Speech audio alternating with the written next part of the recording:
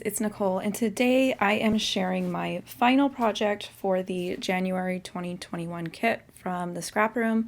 Again, I'm working with the Flavors of the Month kit, and this is the Simple Stories Simple Vintage Ancestry line. And it comes with 2 sheets of almond cream cardstock. And then the pattern paper names are Yesteryear, which this one has like a pre-printed design. And again, this is how I work through it. I flip it to the side that I am more drawn to. This one is Always and Forever. I was drawn to the B side, no shocker here. And then Life Stories. I love any kind of like text paper, so this one was right up my alley.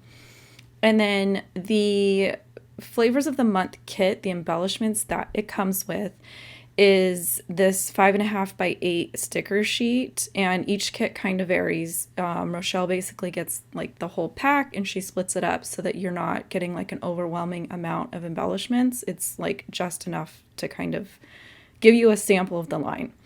Then it's 1/6 of a pack of the foam stickers and 1/5 of a pack of these bits and pieces, which these are typically my favorite type of embellishment that Simple Stories does. The simple vintage lines are not normally my favorite, so when I went through the kit and I looked at this one, I was like, oh no, this is very like heritage feeling and that kind of thing. And I will tell you, you guys need to go and follow the ScrapRoom either on Instagram or Facebook or their YouTube channel, because I'm in the design team, I'm in like a Facebook group, so I get to see everybody's projects before they go like live. And I'm telling you that I saw a couple layouts with this line in the gallery that I was like, holy moly, those are beautiful. And they had used like vintage or like heritage photos. And I was like, yes, this is definitely the line for those type of photos.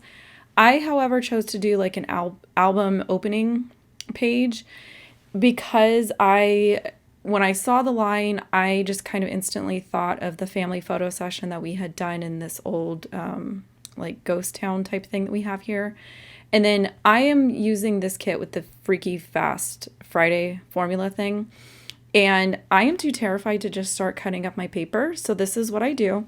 I take basic cardstock, I cut it into the sizes that the formula shows, and then I just sort of play, and this was kind of what I came up with. The circle kind of threw me for a loop until I was looking at that text paper, and I just kept going to the image of the little, like the house. It looks like an architecture type thing. So I'm glad that I didn't just sort of start cutting into the papers, because I don't think had I done that, I would have been able to get to the house to be able to cut it into a circle. So because paper is my favorite product, I tend to really overthink that part of the process, especially in a kit like this, where my job in a sense is to sort of take just these supplies and come up with a layout. So for me, those little cardstock pieces kind of help me be able to visualize it before I cut anything. And then what I basically start doing is I start cutting out those sizes on the pattern paper and like replacing it on top of those cardstocks. So it's kind of like I'm going down the list of all the things that I need to check. And then here is where I was like, I'm so glad that I cut, stuff off the side of this pattern, because it left me the cute little house. There was another house on the top of the paper, but I couldn't have gotten like a circle all the way around it. To me, an image of a house like that kind of reads family and stuff. And on an album opening page, I know I'm not going to have journaling.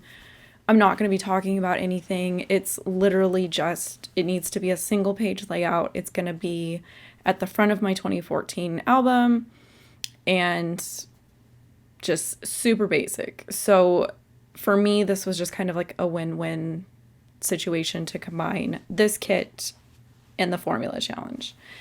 So I did take pretty much almost that whole sheet of the red paper. I just trimmed off a tiny bit and I matted that on the back. So I didn't end up using any of this on any of like the layers. I could have kind of and gutted the middle, but honestly that would have been a lot of measuring and a lot of math, and I'm kind of here for like get it done quickly. And that honestly is kind of the mind-blowing part of me to these kits is once I get like a game plan going, it really doesn't take very long. And I think it's because I'm not opening myself up to sort of go digging in my stash for other things or adding stuff to it. It's kind of like, I don't know, it's like that creative challenge that I mentioned in a previous video that I was sort of looking for. And then I was kind of going over all the things that I'm supposed to do with the kits and stuff. And I did want to mention that if you guys decide to subscribe to this kit, go ahead and know that it's like a non-commitment type of kit, which basically just means that you can skip any month, cancel anytime. You're not sort of locked into, I want to cancel, but they're going to force you to buy the next month's kit. Rochelle runs this kit club like amazing. And okay, so this sticker thing, I have to tell you, the 12x12 sticker sheet was part of the embellishment add-on, which comes with my kit. I get the flavors of the month kit and then the embellishment add-on kit. And so this one, I am using kind of all of the supplies that were in that Simple Stories kit. Those little like pre-made cluster stickers are amazing for people like me who just kind of hate making clusters and just aren't good at it. That thing, I was like, yes, I love this. It's already halfway done. Add a couple things on top. Boom, done. Now, the two pieces on the formula that, I mean, look, they were 3x6 and a 2x6. I didn't leave them in those sizes. I cut them originally, but I knew that I wanted to have kind of like a tag top to it, and it didn't even occur to me to just cut the top of it into a tag. I have like a little cutting board thing that does that.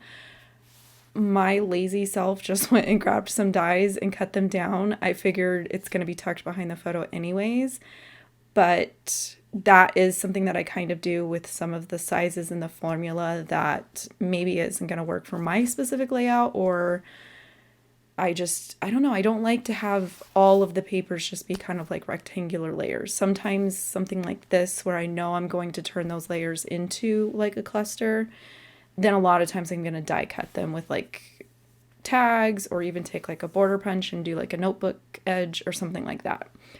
From there, I went through the little die cuts from the bits and piece thing and just kind of picked out the ones that I was drawn to.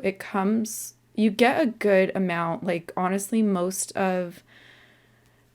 you're intended to be able to make double page layouts for whatever reason. 3 out of the 4 this month for me were single page layouts. I don't think that's going to be true every month, but I also just have no idea what's kind of coming down the pipeline. So just know that if you subscribe to the kit itself, you get access to like a subscriber area where there are recipes for all 4 of the flavors, where it's 4 samples, they're all double page layouts, cutting instructions, measurements, all that good kind of stuff. You get access to that when you subscribe to the kit. So that's why I can only share 3 out of the 4 here on my channel and on the ScrapRoom YouTube channel as well, because that's kind of like a perk to subscribing to the kit. And then the other thing that I did want to mention is if you do end up subscribing to the kit, let Rochelle know that I sent you and you will get a little something extra in your first kit.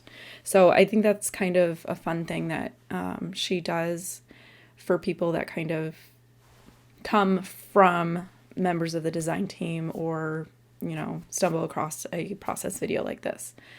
So from there, I am just I'm pulling anything and everything that I'm sort of drawn to. So I pulled off a like phrase from those like label stickers, which those label stickers were my absolute favorite thing because I tend to like things with text on them and that kind of a thing. So those definitely probably get more use. Some of the more heritage specific looking things, I think I'm going to have a little bit of a challenge using those. And then the last thing that I ended up doing was I just took some Simple Stories stickers from my stash to be able to put the year 2014 so that I know where to put it. And then here I have got a breakdown just so you guys can see the completed layout and you can see where each of the pieces of the formula fall. So if you have kind of seen this challenge on their Facebook group and you're not really sure about it, I would say just go ahead and try it. Get some scrap paper, get some cardstock, cut it, play around with it, then take it to your pattern paper and kind of see what happens, see what kind of a layout you can come up with. So with that, I'm going to sign off here and I will catch you guys in another video. Bye!